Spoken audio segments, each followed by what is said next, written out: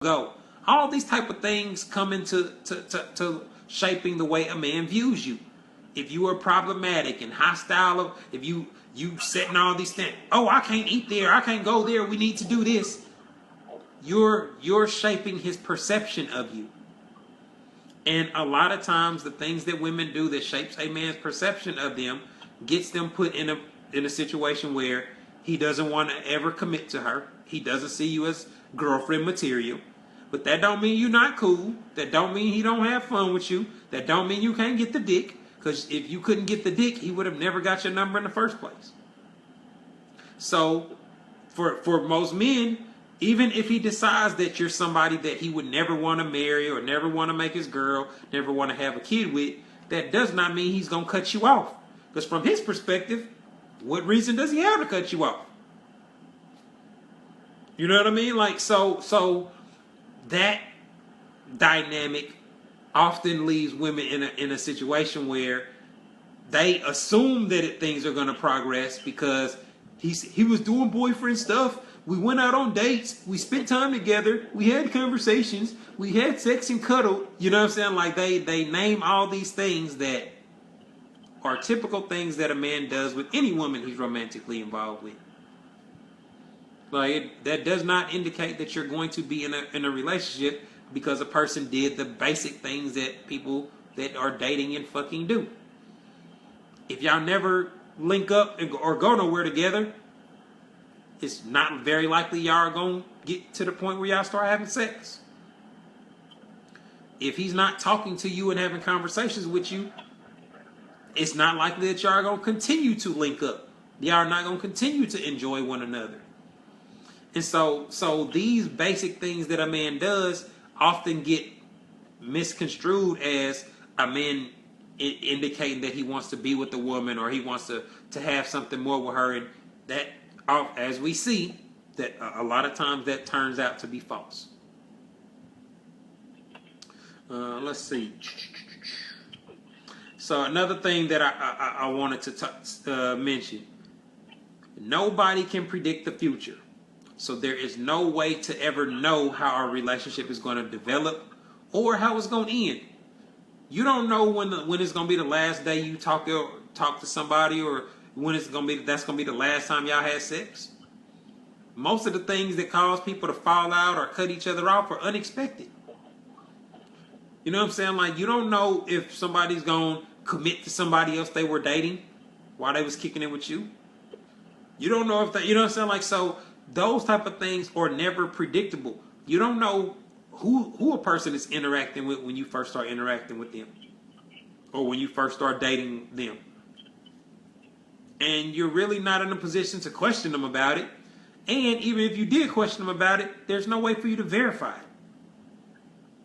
So some things you're not able to tell about a person until you've been around them for a while or interacted with them for a while. All right, so now I created a list of things to help y'all out. These are 4 things that help you know if you are compatible with somebody. So these are things that you should be trying to figure out when you are dating, based off the type of conversations that y'all have, based off the things that you pay attention to when you at their house, the type of things you should be asking about or looking for, etc.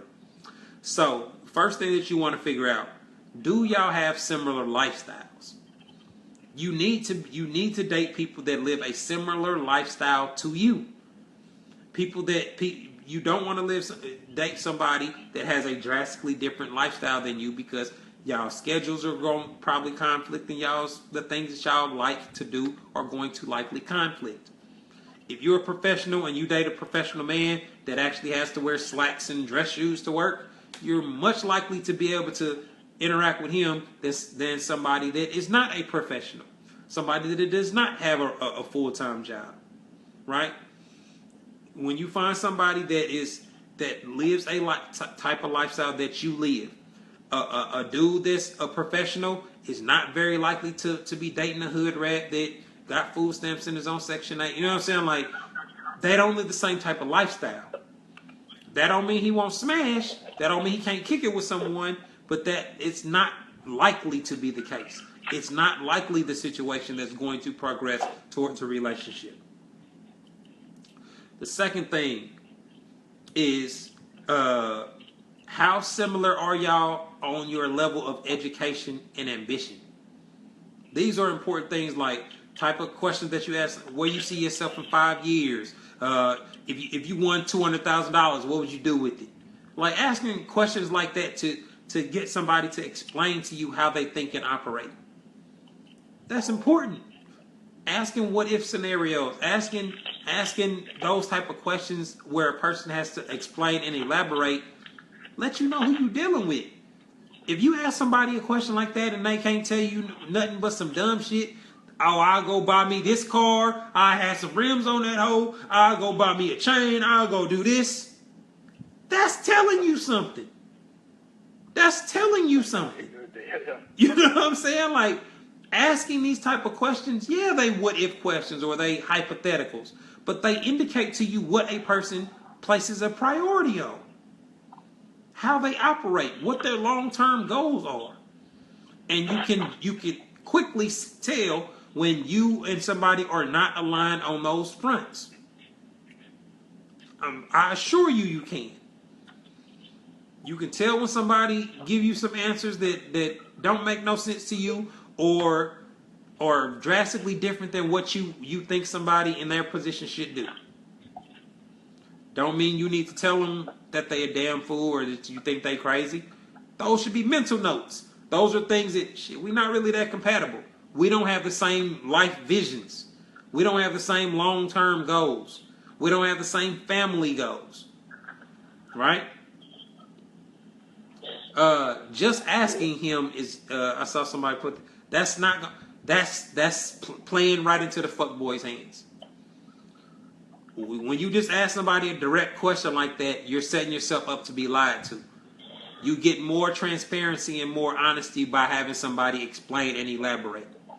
A person that's really have some ambitious goals or something that's really gonna make sense is gonna be a lot more detailed than somebody that's trying to bullshit you.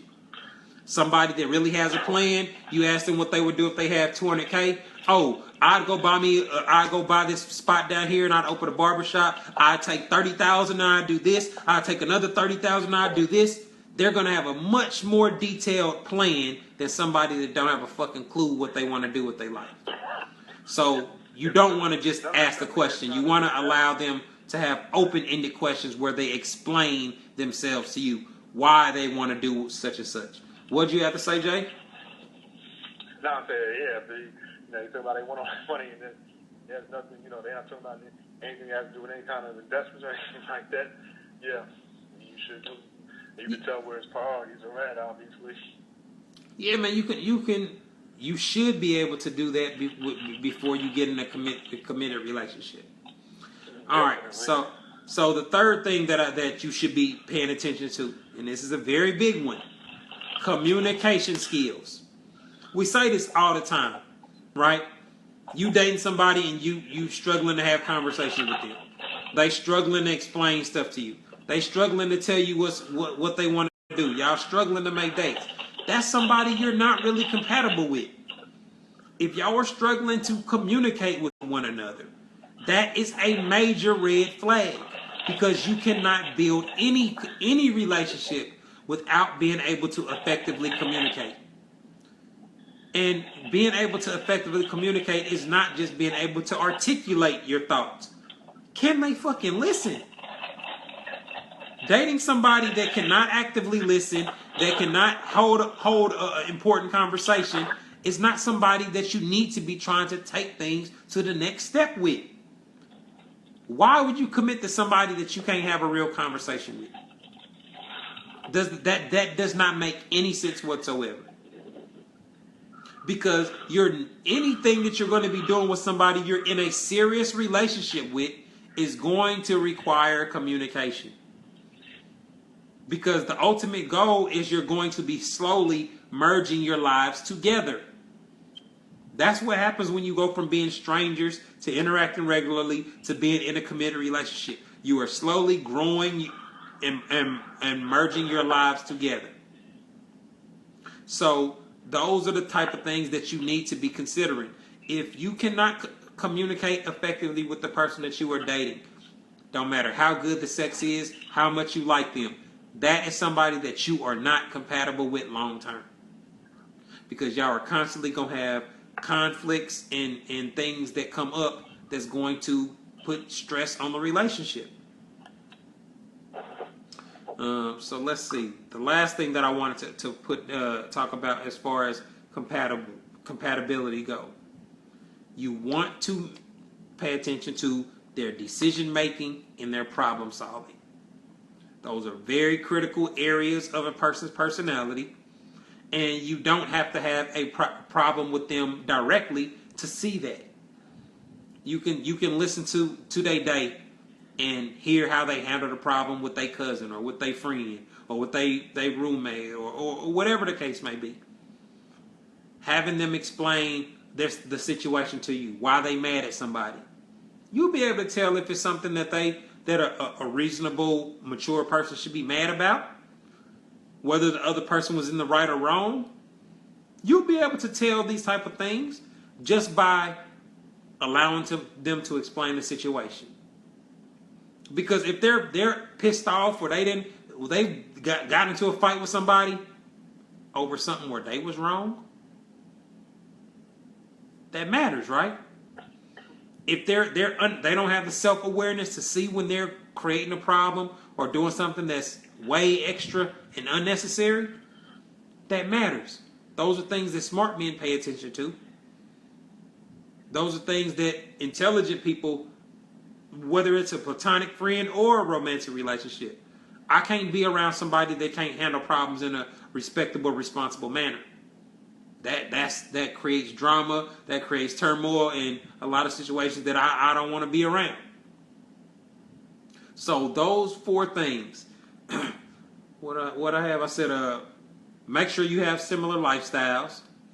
Make sure y'all are close to or on the same level as far as education and ambition. Make sure that y'all both have effective communication skills. And you need to be paying attention to their decision making and their problem solving.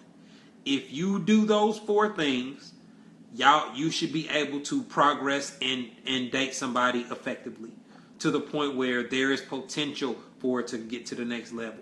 Because y'all won't be doing things to offend or piss each other off. Y'all will make sure that y'all have the same type of long-term goals. Make sure that y'all have the same type of visions of what your lifestyle is going to be or what you're working towards. So if y'all are aligned on those things, you have a much better chance of the situation working out.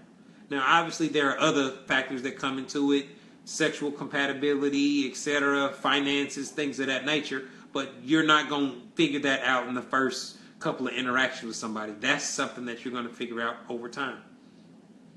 So, I think if y'all take some of the things that I've said, just internalize it, realize that it's not coming from a place of negativity, and apply some logic to it, you'll see that the things that I talked about, if you can address or fix some of those things, they will significantly improve your dating process and the experiences that you have with dating.